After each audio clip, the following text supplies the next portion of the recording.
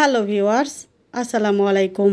আজ আপনাদের সাথে চাষের একদম বড় সাইজের শিং মাছের রেসিপি শেয়ার করব। আজই প্রথমবার আমি এভাবে করে শিং মাছ রান্না করলাম। এটা খেতে ছিল অত্যন্ত লোভনীয়। দেখতেই পাচ্ছেন শিং মাছের কালারটা কতটা সুন্দর হয়েছে রান্নার পরে। তো সকলের কাছে রিকোয়েস্ট রইল, লাইক দিয়ে একটু স্কিপ না করে পুরো রেসিপিটি কন্টিনিউ করবেন। আশা করি আপনাদের কাছে বেশ ভালো লাগবে। তো দেখেন, এখানে আমি একদম বড় বড় সাইজের 6টা শিং মাছ কেটে ভালোভাবে পরিষ্কার করে নিয়েছি। উপরটা কিভাবে সুন্দর করে পরিষ্কার করেছি দেখতেই পাচ্ছেন। আর মাছগুলো কিন্তু আমি এখনও কেটে নেইনি। এগুলোর পেটের ভেতরে অনেকটাই ডিম আছে দেখতে পাচ্ছেন। তো এখন আমি মাছগুলোকে সুন্দর করে কেটে ধুয়ে তারপরে আপনাদের সাথে শেয়ার করছি। তো মাছগুলো কেটে নেওয়ার পরে আমি এখানে 8 পিস মাছ নিয়েছি। এগুলো আজকে আমি রান্না করব। দেখতেই পাচ্ছেন মাছগুলো কেমন বড় বড় এবং মোটা করে কেটে নিয়েছি।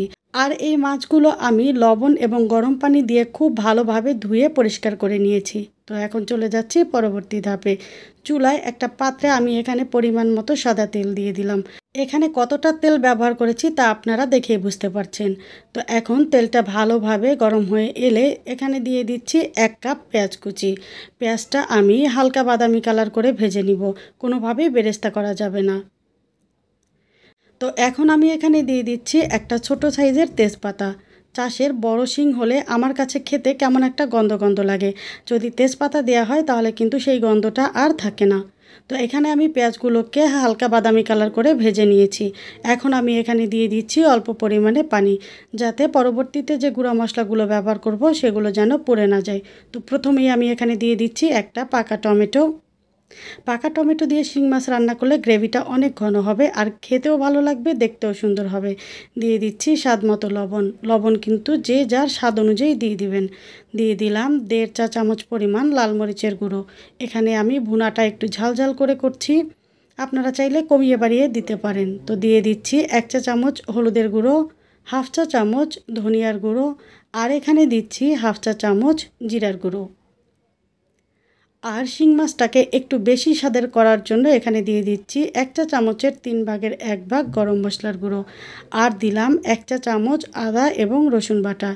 এখন মশলাটা চুলার আঁচ মিডিয়ামে রেখে খুব ভালোভাবে কষিয়ে নেব, যতক্ষণ পর্যন্ত না মশলা থেকে পানিটা পুরোপুরি টেনে যাচ্ছে এবং মশলা থেকে তেল আলাদা হয়ে যাচ্ছে। আর কষানোর এই সময়টাতে আমি এখানে ঢাকনা ব্যবহার করব, তাহলে টমেটো খুব দ্রুত গলে যাবে এবং মশলাটাও খুব ভালোভাবে কষানো হয়ে যাবে। তো ভিউয়ার্স, দেখতেই পাচ্ছেন এখানে কিন্তু মশলাটা খুব ভালোভাবে কষানো হয়ে গিয়েছে। দেখেন টমেটো গলে গিয়েছে আর মশলা থেকে পানিটাও পুরোপুরি টেনে গিয়েছে। আমার মশলাটা কষাতে 5 থেকে 6 মিনিট মতো সময় লেগেছে। তো এখন আমি এখানে দিয়ে দিচ্ছি আগে থেকে পরিষ্কার করে রাখা শিং মাছের টুকরোগুলো। মাছের টুকরোগুলো দিয়ে দেওয়ার পরে মশলার সাথে খুব ভালোভাবে নেড়েচেড়ে মিশিয়ে নিব। আজকের মাছ রান্নাতে আমি কিন্তু মাছগুলো ভেজে নিচ্ছি না। আমি যে কোনো মাছই ভেজে খেতে পছন্দ করি, কিন্তু আজ প্রথমবার এভাবে করে শিং মাছ না ভেজে কষিয়ে রান্না করেছি। তো এই মাছ ভুনাটা খেতে আমার কাছে খুবই সুস্বাদু লেগেছে। তো এখন মাছগুলোকে খুব ভালোভাবে নেড়েচেড়ে তারপরে সেট করে দিয়ে এখানে আমি অল্প একটু পানি দিয়ে দিলাম, যাতে মাছটা খুব ভালোভাবে কষানো যায়। এখন আমি ঢেকে দিয়ে তারপরে একটা পাশ কষিয়ে নিব ঠিক 3 মিনিট। 3 মিনিট পরে ঢাকনা খুলে আমি মাছগুলোকে খুব সুন্দর করে উল্টে দিব।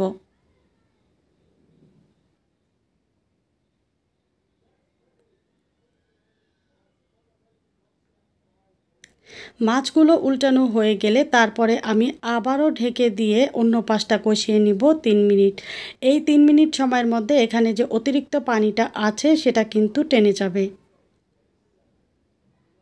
তো ভিউয়ার্স, দেখেন এখানে কিন্তু আমার মাছগুলো খুব সুন্দর করে কষানো হয়ে গিয়েছে। মাছে যে অতিরিক্ত পানিটা ছিল সেটাও কিন্তু শুকিয়ে গিয়েছে।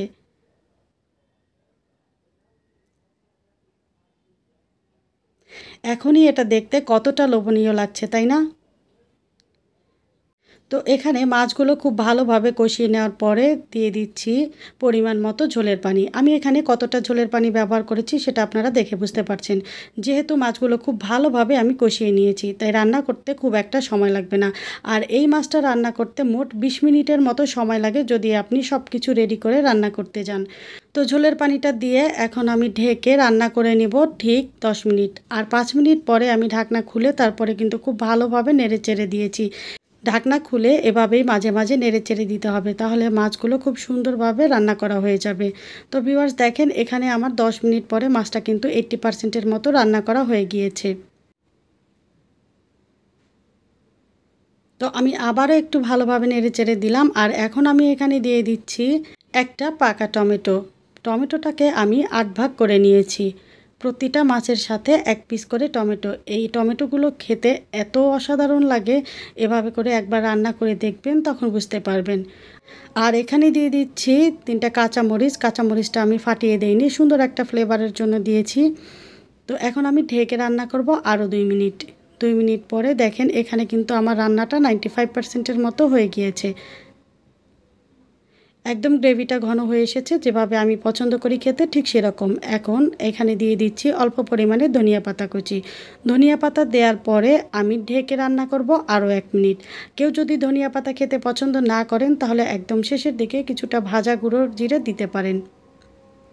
তো ভিউয়ার্স দেখেন এটা ছিল আমার আজকের রান্নার ফাইনাল লুক। দেখতে কতটা লোভনীয় লাগছে এবং এটা খেতেও ছিল অত্যন্ত সুস্বাদু।